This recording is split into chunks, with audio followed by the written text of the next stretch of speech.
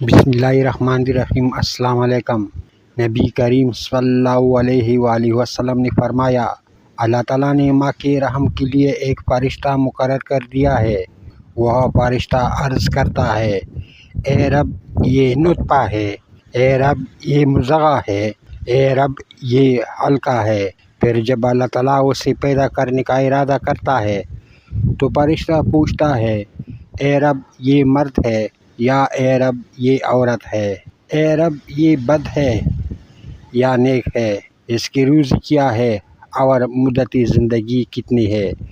چنانچہ اسی کے مطابق ماں کے پیٹ ہی میں سب کچھ فرشتہ لکھ لیتا ہے۔ سب سے اچھی بات کتاب اللہ ہے اور سب سے اچھا طریقہ محمد صلی اللہ علیہ وآلہ وسلم کا طریقہ ہے، اور سب سے بری نئی بات بدعت پیدا کرنا ہے دین میں، اور بلا شبہ جس کا تم سے وعدہ کیا جاتا ہے وہ آ کر رہے گی، اور تم پروردگار سے بچ کر کہیں نہ جا سکتے۔ نبی کریم صلی اللہ علیہ وسلم نے فرمایا، قیامت کے دن میں حوض کوثر پر رہوں گا اور اپنے پاس آنے والوں کا انتظار کرتا رہوں گا۔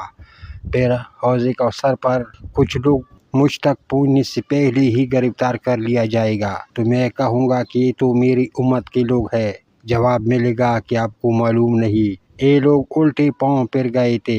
ابن ابی ملیکہ اس حدیث کو روایت کرتے وقت دعا کرتے، اے اللہ ہم تیری پناہ مانگتے ہیں کہ ہم الٹے پاؤں پھر جائیں یا فتنہ میں پڑ جائیں۔